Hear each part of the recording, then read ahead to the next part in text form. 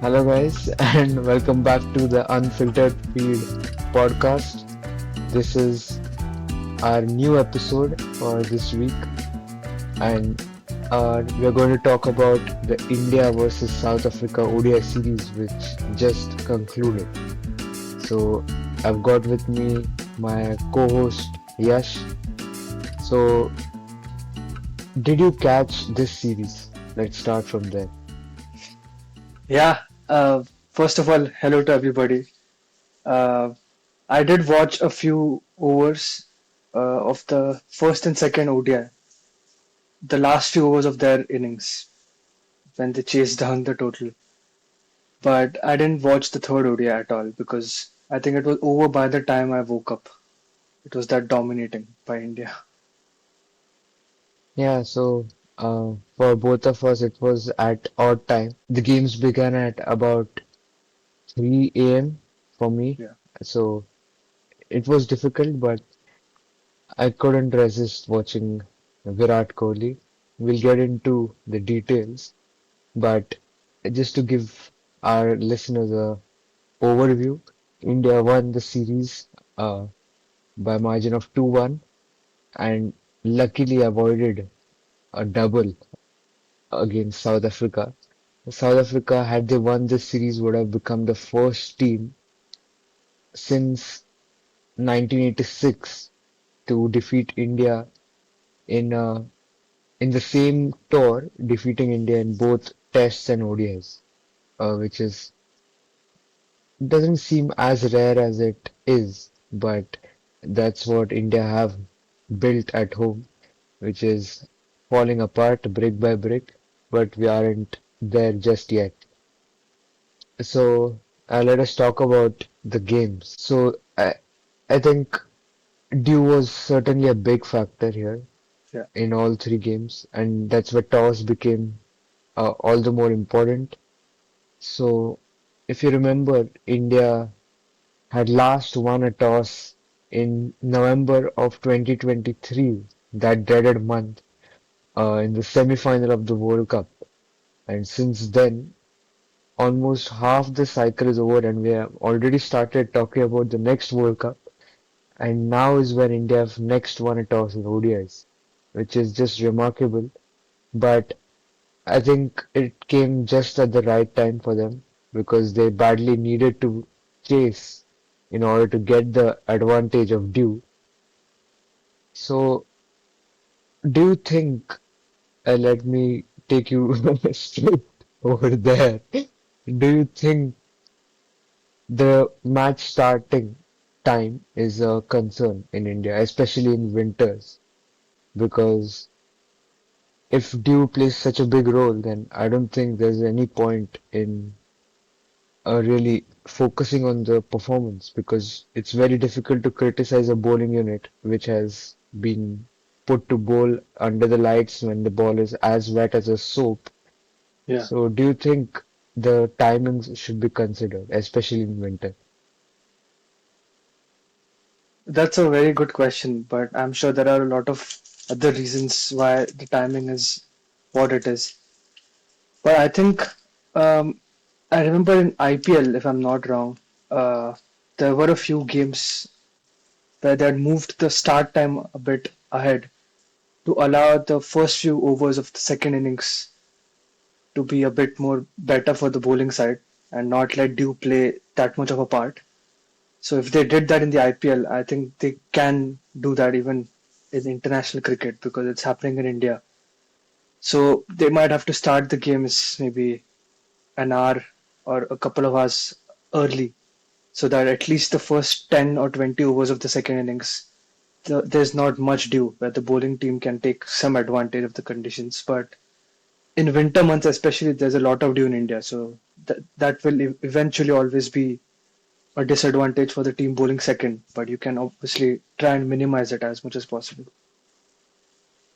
Yeah, we saw that in 2023 in the World Cup when there were morning games as well. Yeah, But that would genuinely be too early. Those games began at about 8:30 in India.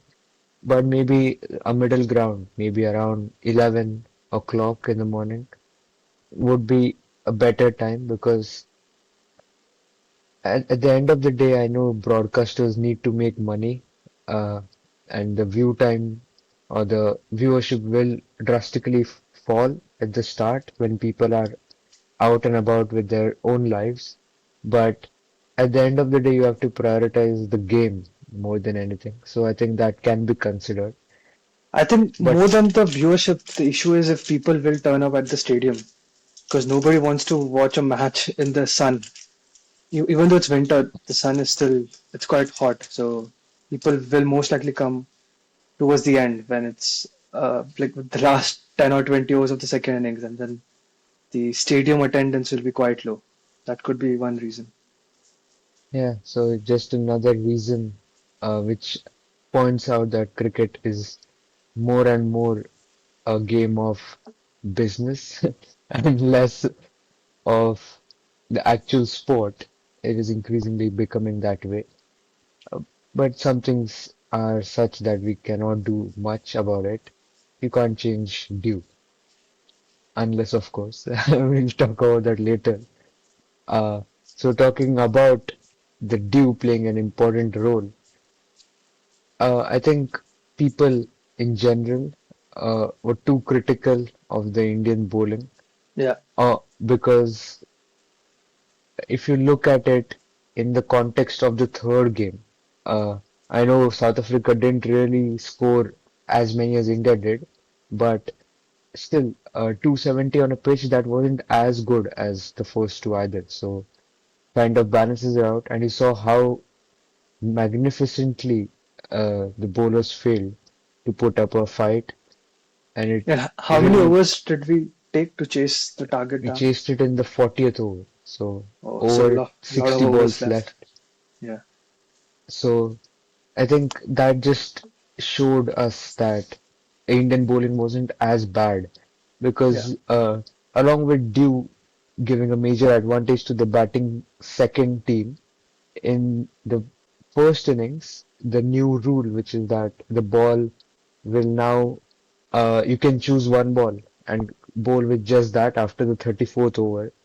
I have personally seen that having a major role as well because after the 34 overs, the ball you choose, it's basically already old and you can work on it and maybe in another 6 or 7 overs, the reverse swing comes into play, which is a very good rule brought in by ICC. yeah. But the problem with this kind of a scenario is that it gets nullified in the second innings because you can't work on a ball when it's already completely soaking. So in other conditions, it's going to be a very good one, but still you saw glimpses of the new rule having an impact on the game. So considering all of that, I think Prasid and Harshit Rana, especially because that is where all the focus is, they didn't do that poorly. I would still have some reservations about Prasid Krishna, but so what did you make of it? Did you really feel that they were absolutely poor, or was it just because of the conditions, which is what I feel? I think Prasid Krishna was a bit poor because from the highlights that I watched and the analysis that I heard, he was bowling a length that was either too full or too short. And when the ball is wet, usually you like to bowl somewhere in the middle where you can hurry the ball over to the batsman. And that's something that Arshdeep was doing pretty well. Whereas, and even Harshit Rana to an extent, but Prasid he was being either too full or too short. But at the same time, I think he took wickets. So even though he went for runs, he did take wickets. So I think you can, maybe free him of those extra criticism that's being pointed towards him because he's at least taking wickets. But I feel the due is it's very challenging, especially all these games that were held at the northern side of the country where there's a bit more due. So I think that can be a big factor. I'm actually not sure about his performance in the third ODI. If he did significantly better, then it has to be the due. But I think Prasid also needs to improve a bit. I think in Test cricket he bowls like it's ODIs, or his numbers reflect as if it's ODIs, and in ODIs it feels as if it's T20 cricket. So he's one format wrong every time. Yeah, I think it is easy to uh, kind of cover up his performances by calling out due as a reason. But what he said is right. I feel he did lack a bit of control because at least even when there is due around, you should have the basic control over the ball Yeah, and have the basic sense to not try weird things when correct. it's difficult to grip the ball in any other way, but just completely holding it. I did see him try a few slower ones, cutters, and then just and absolutely not landing. Harshit Rana was a bit smarter with that, and you could see that in the numbers as well, but on field as well. When I watched him bowl, uh, you saw that there was some planning to it, and when he realized that the dew was making it difficult, he tried to cut even the cutters that he bowled them into the wicket. Because when Mm, you try and bowl them fuller, there's the chance of uh, a waste high no ball or yeah. something going wrong. So that is where both of them have to learn. They are in a learning curve.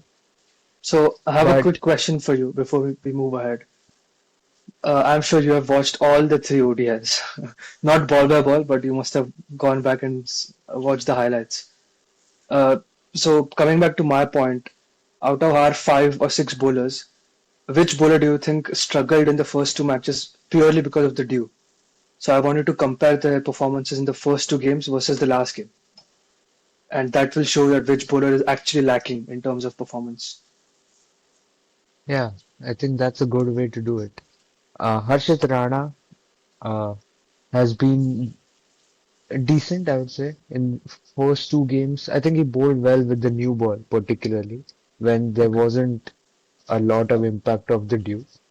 So that shows that he is a skillful bowler. He's a good bowler. When the dew did settle in both the games, he did go wayward at times, but I think there is a lot of potential there. Stay tuned for one of my TUF minis coming soon, where I've gone deep into the Harshit Rana problem, which is being tackled by fans in a different way and tackled by the management in a different way. I think Prasidh Krishna, he was a bit below average, even considering all the disadvantages. And contrastingly or surprisingly, in the third ODI, he was the one who actually changed the game completely. Oh, In the middle overs, he came in and got Bretsky and Markram in the same over and kind of opened up the game. So I don't really know what to make of him because even in the third game, he began with a very expensive over and went for runs in his first spell and then came back. So he's a very inconsistent bowler. That's what I make of him. He has potential, but I think he's gotten enough chances now uh, for the management to kind of analyze his performances and make a judgment of him. It's yeah. time to take a call on him now. And I think Kuldeep is very good. Even in the first game in due, he got 4 wickets while defending. And then in the third game as well, he got a 4 for while Wow. bowling first. He did struggle in the second game, but you can't be performing every single time. Yeah. The one worry that I have comes from Jadeja actually, because his performance in this series kind of justified why he was dropped by the management in the Australia tour and why he's playing here just because Akshar Patel is supposedly being rested. So he, whenever he bowled, it just never looked like he would take a wicket. He didn't look threatening. And I know Dew is again here, but Even with that, he just looked like a placebo bowler out there just to complete the 50 overs for the side. Didn't really look like a wicket-taking option. And what about Arshdeep? Yeah, so we haven't talked about him, which means there's nothing wrong with him. He's quickly becoming one of the most reliable Indian bowlers, and in the same league as Bumrah. I would try and not exactly uh, on a comparative level, but contextually, in this side, he does the work of Bumrah. He bowls a very good opening spell 9 times out of 10, and then comes back in the death, nails his Yorkers, even in due, without due, to tailenders, to proper batters. He just comes in and executes his plans very well.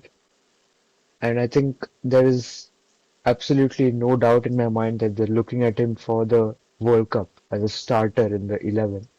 Yeah, So, quickly going to that, I just wanted to talk about the way this Indian bowling is structuring for the World Cup. Because you've got 2 years, but from what I can make out, I feel if this is the base pattern of the bowling attack, I could see Arshdeep and Harshit Rana actually retaining their places in this team, and maybe Jadeja will be replaced by Akshar Patel, and Kuldeep, of course, he will stay, and I feel Prasidh will be replaced by Jasprit Bumrah. That's how I'm looking at it, and the slot at number 5, which was filled by Tilak and Sundar, will be taken by Hardik Pandya. So, do you have any different names, or do you think this is what it will be? I'm actually considering Mohammad Siraj because he has been a long servant of Indian cricket, and I think he is one of our best bowlers right now in India. Not just because of his talent, that's obviously there, but I love his mindset and his attitude. You know, he's always ready to contribute, and he gives his gives everything that he has for the country. So I think for the World Cup, it would be close between Harshit Rana and Siraj.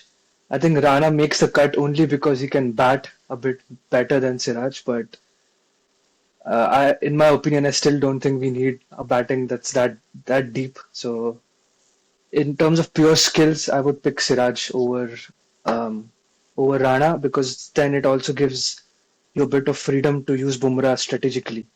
You don't have to bring him in the power play. Siraj and Arshdeep can handle that very well.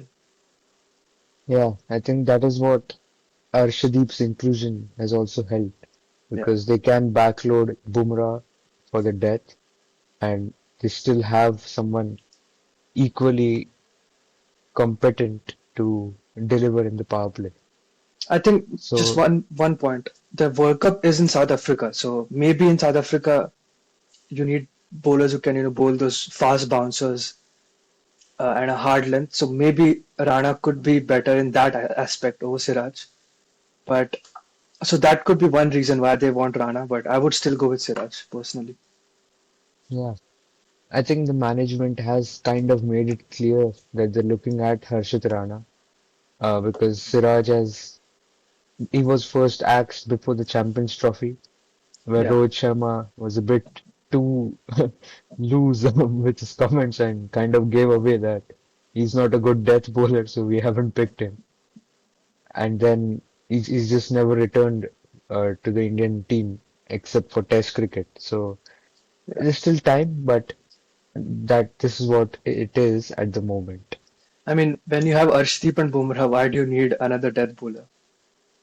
But we'll see. There's no Rohit anymore at the in the leadership role. So Gambhir and Gill might actually favor Siraj. You never know. Let's see.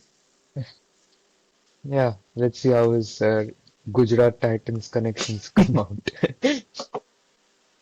Yeah, so now I think the series was really interesting because going away from the dew as the talking point, there was also some really good batting. Yeah, It was a high scoring series, but I think talking about South Africa for a moment, I genuinely feel, and I might get a bit of flack for this, but Slack. I, I feel that South Africa gained more out of the series than India did, and I'll explain why I think so. Because South Africa got to kind of test their depth with the batting in both of the first two games. You saw the first game where they were basically down and out, and then Janssen and Corbin Bosch really got them into it. So in that sense, and then Bavuma and Maharaj didn't play the first game, and they still competed. So they got to test their backups as well. And of course, Markram coming back to form with 100 in the second game. And lastly, I feel uh, even maybe Devard Brevis showing a bit of a spark. So I genuinely felt that there were more positives for South Africa. And on the other hand, India, really the players who we always expect to perform, they continued to perform. And we didn't really get any answers regarding our team combination. That's what I felt. Virat Kohli, Rohit Sharma, evergreen performers, they continued. KL Rahul, who's been doing his thing for quite a while, he continued. Of course, Gaikwad and Jaiswal did score, but it doesn't really solve any of the problems that are plaguing this Indian team. The replacements of Gaikwad and Jaiswal are Shubman Gill and Shreyas Iyer, so it's already a settled team. What they needed was an answer for the number five spot and maybe a bit more of a quality performance from their pacer, the third pacer, which is Prasidh Krishna, because you talk about the World Cup and you still need backups to your main pacers. So I don't think Prasidh Krishna did his uh, position any Met his good with expectation. Yeah. this performance. Yeah. So that's what I feel that South Africa did get a lot more out of this series. What do you feel about this? Yeah, first of all, I think both the teams were missing a lot of their key players. South Africa were missing Rabada, maybe Norke as well. I'm not sure if he plays ODIs anymore. They were missing Tristan Stubbs as well, who's one of the key middle order batters. And India, as you mentioned, we didn't have Bumrah, Gill, Iyer, Hardik. So this was essentially a series to show how how the teams stack without their key players. And I think South Africa, as you mentioned, did a much better job, especially with the batting depth that they have. In the second ODI, I remember I was watching it live and I saw the three sixes. I think that that Devol Brevis hit to Kuldeep Yadav, and then the very next ball he got out. But when he came in, they were in some trouble, and to get those 50 runs in I think 30 balls or something, that changed the match for them. So it's going to be performances like these that give them a lot of confidence. It's also a home World Cup for them, and they are looking like a very dangerous side just in time. So as you said, South Africa will be very happy from this tour. Yeah. So I think before we close out with this series and talk about our favorite performances from the series, I just glanced through this thing that you put in the notes, which is about Gautam Gambhir on split coaching. So I have no idea what happened and how is the name I'm seeing involved in this. So you Yeah. can fill me in. Yeah, so this basically happened after I think after India lost uh, the second ODI, if I'm not wrong, and this was in context to the Test team as well that got whitewashed. So Parth Jindal, who's the owner of Delhi Capitals and several football and cricket teams, and most importantly is the CEO of Jindal Group. He tweeted, I'm going to read that now. He said that the performance was not even close. What a complete thrashing at home. I don't remember seeing our test side being so weak at home. This is what happens when red ball specialists are not picked.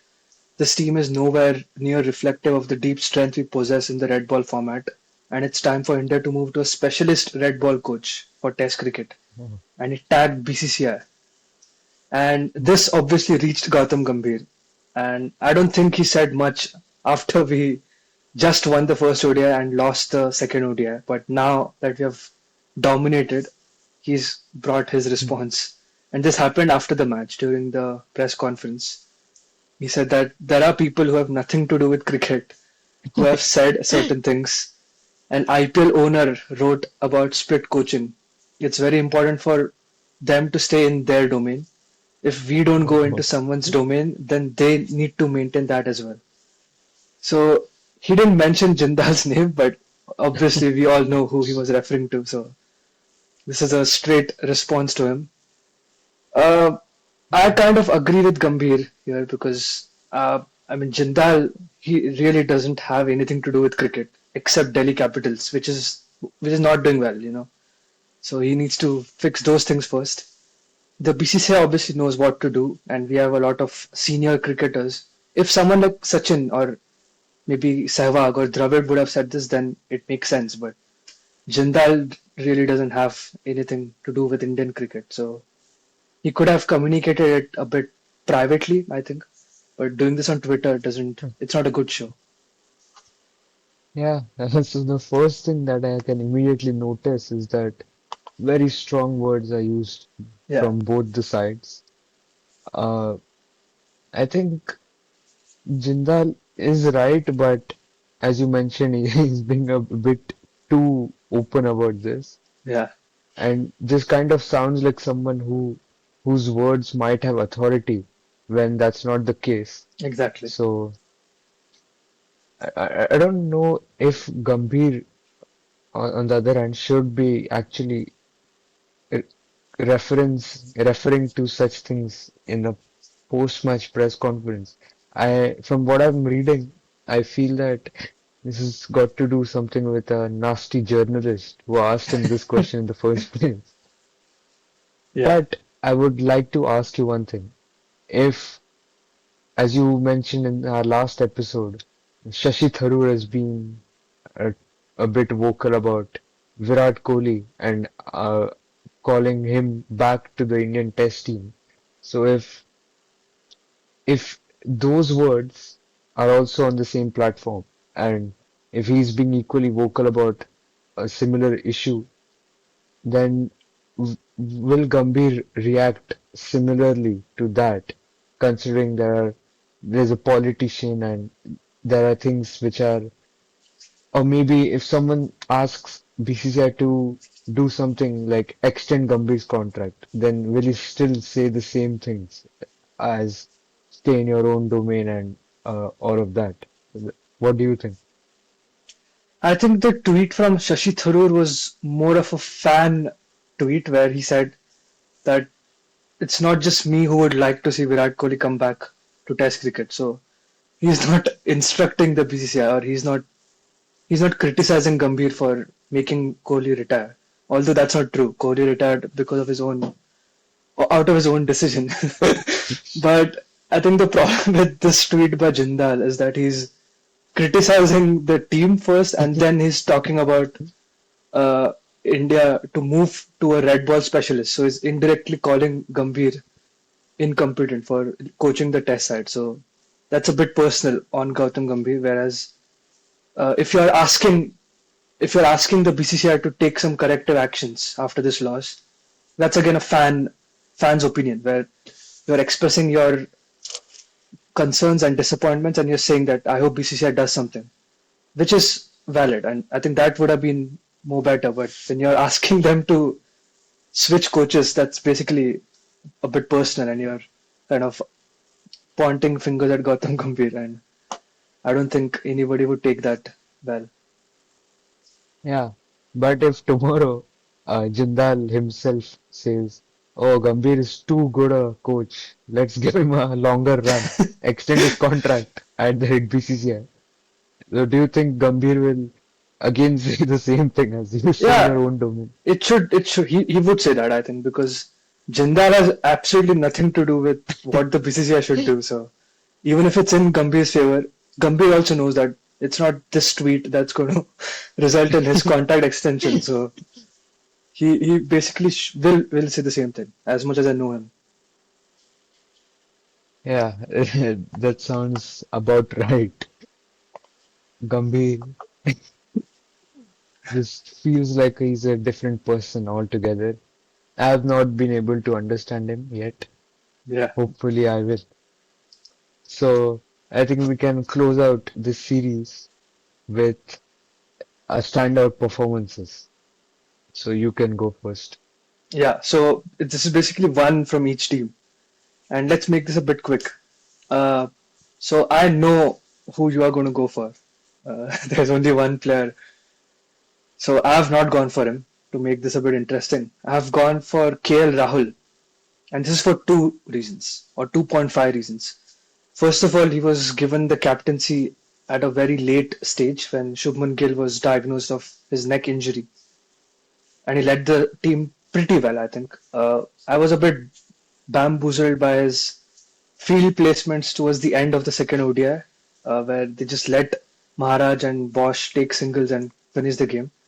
But apart from that, I think he's done pretty well. The second reason is I'm very pleased and very impressed with his middle order batting performances. I think he scored a couple of 60s, if I'm not wrong, in the first two matches. Yeah. And as you mentioned, it gets a bit difficult to bat towards the end of the innings because of this new rule. And despite that, scoring 60 runs in, I think, 40, 45 balls, that's pretty good. So he's a reliable player at the end of the innings. We just need someone else like a Hardik or Shreyas Iyer with him now. And the third and the biggest reason is what you mentioned earlier. He's the first captain after Rohit Sharma back in October 2023 to win the toss for India. That in itself is a huge achievement. And I would like to mention one funny incident that I saw. I saw the toss, and it was Murli Karthik who was obviously conducting the toss. And Bavuma had called heads, and it came up as tails. But Karthik, he just assumed that India lost the toss, and he just said that it's heads again. And there was a bit of a confusion. And then Rahul said that I actually won the toss. So Murli Karthik doing Murli Karthik things again. And for South Africa, I think it's pretty easy who to pick.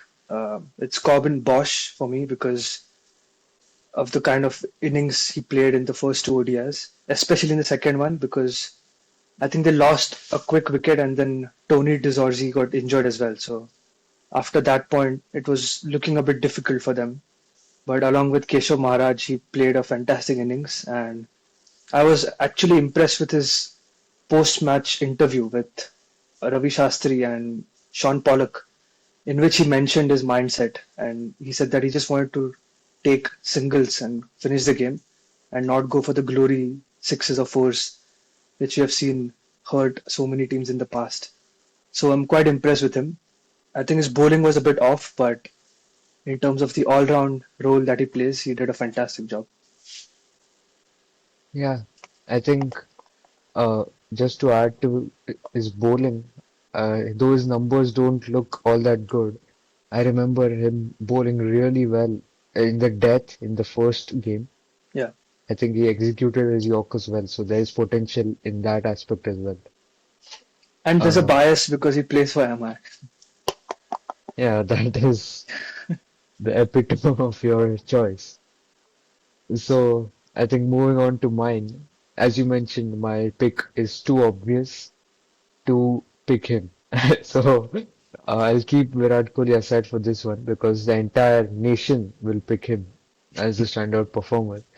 I want to go with someone who should be a standout performer but won't be talked much about, just as we mentioned 10 minutes ago, that is Arshdeep Singh. He picked up 5 wickets in 3 games, so which is very decent. And his economy, that's what I liked because this is a very high scoring series and he went at 5.5 per over. Yeah, So while bowling in the death and in the power play, which are kind of the two areas where runs are scored the highest. So he was really good. And the way he bowled with the new ball in all three games. So he's kind of become a bank at the top where he gives you a very solid new ball spell every single time. And more often than not, he executes his Yorker in the death. So I really Yeah. liked Arshdeep. And talking about South Africa, I think one name that again goes under the radar is Matthew Bretsky. He was actually the second highest run scorer of the series Yeah. behind Virat Kohli. He scored 164 runs in three games and a couple of 50s. And more than the numbers, just the way he batted, he seemed to have that rare skill which is going missing nowadays of building the innings in one-day cricket. And in both the run chases, he was the one who kind of stabilized the team in this middle order, in the middle overs. So I liked the way he batted and the way he built his innings. And he's also been in some of the best form I've ever seen anyone. I mean, he's began his ODI career with a 150 in Pakistan. He debuted just this year and he scored a 150 in Pakistan, scored another 70, I think, and then went to Australia, scored a 130 there. So Wow. he's kind of averaging about 80 in his ODI career so far. So very promising name. And he was in LSG at one point, if you remember. I think he's retained as well, so they understand his importance. Yeah. Yeah. So I think that was pretty much what we wanted to talk about for this series. Yep. And we'll be talking about more cricket stuff very soon because there is a lot of cricket on the radar. So do you want to combine the cricket stuff here and then make a separate one about F1? We can maybe talk about the T20 series as well quickly and then wrap it up and then cover the rest of the stuff in the next episode. Okay. Yeah, so now that the ODS series is packed, we'll shift to the T20 series, and I really hate it. I really hate that it is a five-match series and the ODIs are three. There used to be a time when there was just a single T20I in the series, and the focus was on ODIs and Tests. But A of course, la times have changed. 2014. There's Yes. actually one point that I forgot to mention. I think in the preview for this ODI series, I had mentioned that this will be a run fest like the 2014 series, and I was 100% correct because right in the first ODI itself, uh, it broke the record for the highest cumulative score between an India-South Africa game because the one that happened in Wankhede in 2014, where South Africa scored 400, India were all out for 250 or something runs. So Right. this the 350 and 317 or 330, how much ever they scored, broke that record. And then immediately in the second ODI, they broke the first ODI's record where both teams scored 350 plus. So I was correct in that aspect. Yeah, and I had actually predicted a South African 2-1 win, and I was humbled, and I'll take it because at the end of the day, I got to see what I wanted, which was a Kohli masterclass. Reminded me of the good old days. Seriously. So Yeah, let's talk about the T20 series. I'll quickly read out the squads if you don't mind. So for India, we have Surya Kumar and Gill as the captain and vice captain. Then you have Abhishek, Sanju, Jitesh, Hardik, Akshar, Tilak Verma, Washington Sundar, and Shivam Dubey as the batters. And then you have Arshdeep, Bumrah, Harshit Rana, Kuldeep, and CV Varun as your core bowlers. And for South Africa as well, they have Markram, de Kock, Hendricks, Davor Brevis, Tristan Stubbs, and David Miller as the batters. Then you have Corbin Bosch, Marco Jansen, Donovan Ferreira, and George Linda. After a long time, I'm saying this name. These are the all-rounders, and you have Bartman, Maharaj, Lungi Engidi, Norkia, and Lutho Sipamla as the bowlers. So quite interesting and well balanced squads. Should be a good series. Yeah, I think it's a very long time coming that a full strength T20I series is happening in India. Yeah, And rightly so, because you've got the World Cup in under 2 months now in this very country as well.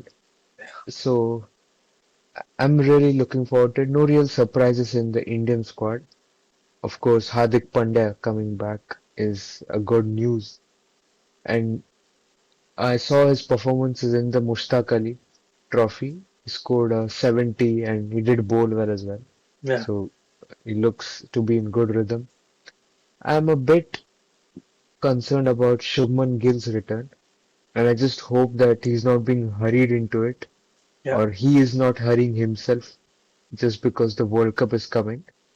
Uh, Hopefully he has recovered and this won't become a recurring injury because that is the biggest concern, especially with neck being such a fragile yet important Yeah.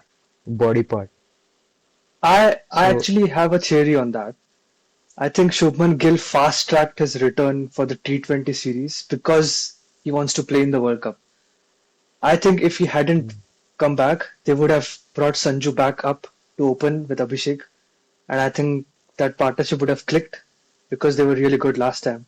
And then Gambhir and co would have realized that they actually didn't need Shubman Gill, and this Indian team would have got its balance back. And I think Gill would have been rested at least till the World Cup. So to prevent that, I think he's fast tracked himself and mm, made himself available for the T20 series. yeah, that is a big worry for me because you shouldn't be sacrificing your best batter for such a minuscule position. Though for him, he's a vice captain and a home World Cup Yeah, would be good, but there are others to do this job. But I don't think there are others to lead the test side and bat at number four there. But hopefully, whatever he's doing is in his right mind. yeah, Uh, I think from the Australia tour, the only real change would be condition based. Uh, and I can see Hardik coming back. I can see them dumping Sundar off for a bit So and who do you maybe think play an will extra spinner. who do you think we'll have on the bench? So out of 15, which four will be left out for the first T20 at least? Uh, I think Sanju Samson would be on the bench because they figured out Jitesh is a better finisher than Sanju. Yeah, And then Washington Sundar, and I feel I don't want it, but I can see both Arshdeep and Harshit Rana ending up on the bench because they really like their all-rounders and they trust Hardik and Dubey as well to kind of fill in for the bowling role for the Pacers. yeah, So the bowling attack would essentially become Bumrah, Varun, Kuldeep as your three main bowlers, and then Akshar, Hardik, and Dubey to bowl the rest of the eight. So it's a good bowling attack for these conditions.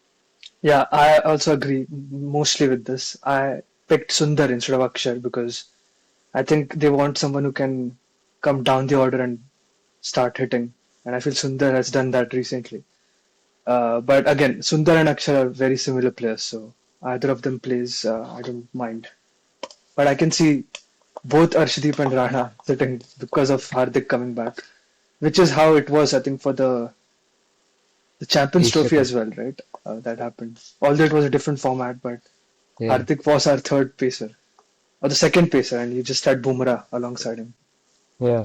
I remember you had Akshar, Jadeja, Kuldeep, and Varun. So 40 overs of spin. Yeah, No wonder we won that tournament. So I think that this is what is going to happen whenever we play in India because we don't need Arshdeep in India. Though I think he would also feel hard done because he's done nothing wrong yeah, to be sidelined. It's just the conditions. And India actually like to started recently started bowling spin in the death as well, and it's worked for them. CV Varun and Kuldeep, both of them do well in the death, so they don't really have any reason to include Arshdeep. Yeah, and I feel based on the current form, I think Arshdeep still is a better pick over Jasprit Bumrah based on their form in the Asia Cup and even the Test series. Bumrah didn't look that confident. But just because he's Jasprit Bumrah, you can't leave him out. He can do magical things. Then you need it. So just because of that Yeah, reputation, he's playing in this side.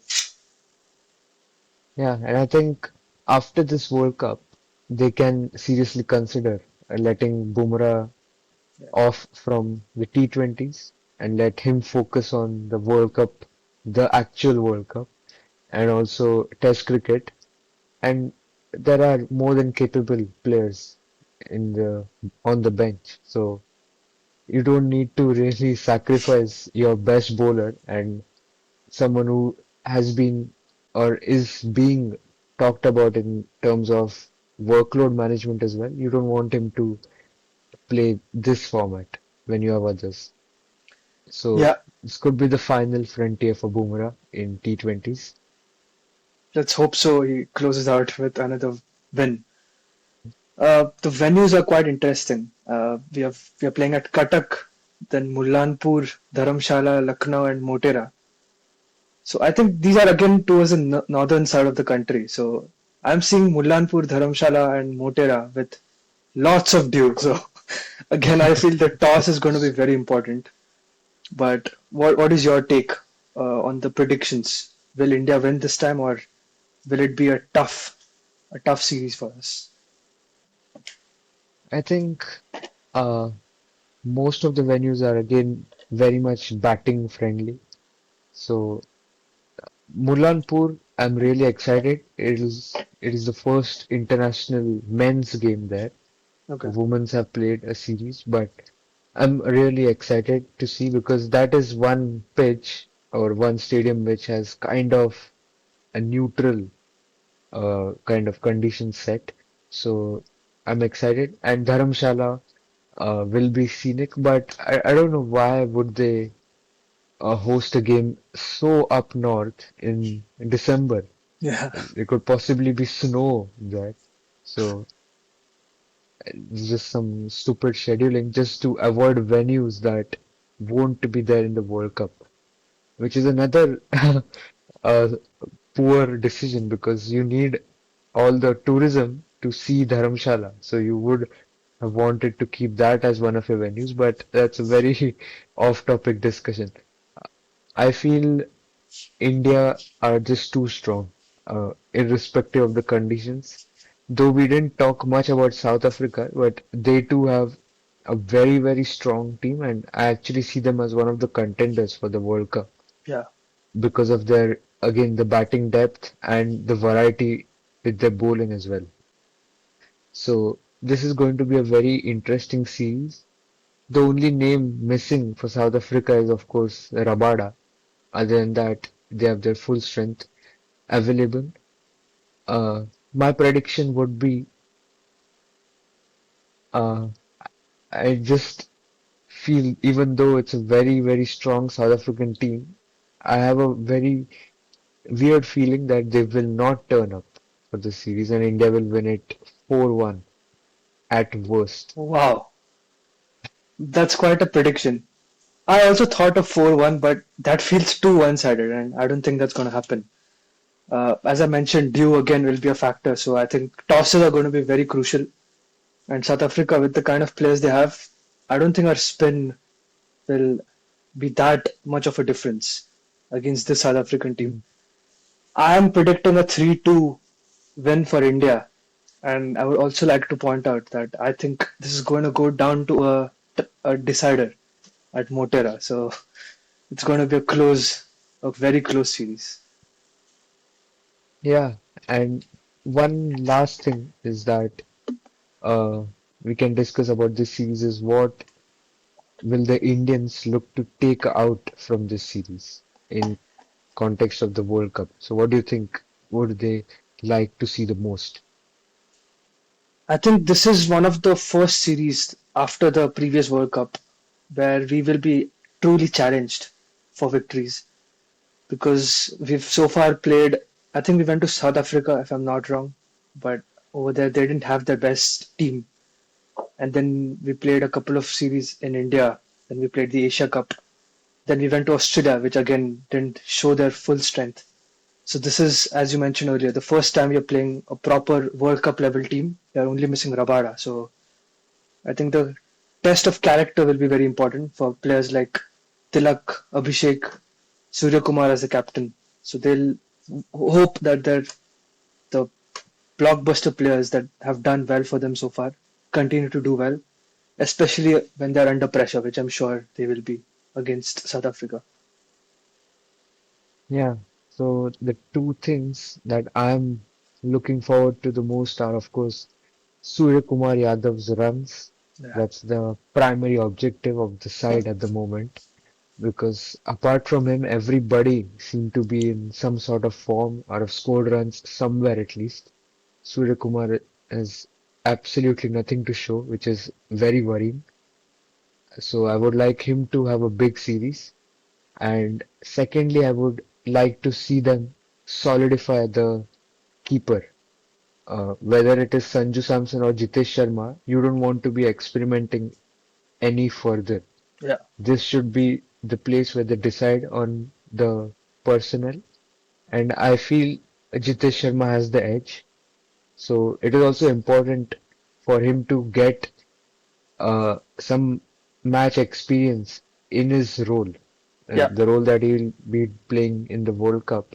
You don't want to just for the sake of giving him some batting, send him at the top. You want him to be tested ideally in a situation which will most likely be the one he'll face in the World Cup. So those two for me are the ones that I'm looking forward to. Of course, the bowling will handle itself.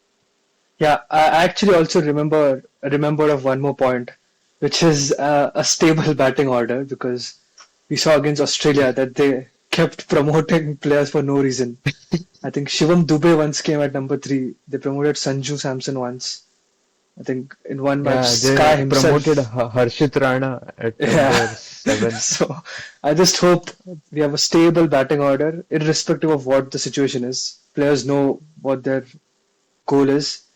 And to emphasize on my previous point, the only pressure game that we played in the last 12 months, I think, was the Asia Cup final. And as I had predicted back then, we collapsed. At least the top order collapsed. Abhishek, Surya, I think Surya did well. I'm not sure. Gill, all of them collapsed, and that's exactly what I was talking about. They hadn't played a pressure game, so hopefully through these matches they build that experience and they're ready for the World Cup. Yeah, so it's interesting to see what will happen. The series starts on the 9th of December, which is right around the corner, and this will conclude India's calendar year, which is good. But the next series starts as early as 11th of January, so just about a 20-day gap. And then we have the ODIs again, which means Rohit and Kohli. So before going too deep into that fantasy, let us stick to the present. And before we say goodbye for now, uh, oh yeah, we did the prediction. So 4-1 is what I feel. 3-2 is what you're predicting. Both of us siding with India. So with that, we would like to conclude ourselves and fold ourselves into a. I don't know what am I saying. So let us just end the podcast. With that being said, this is Ved signing off. Thank you. Bye.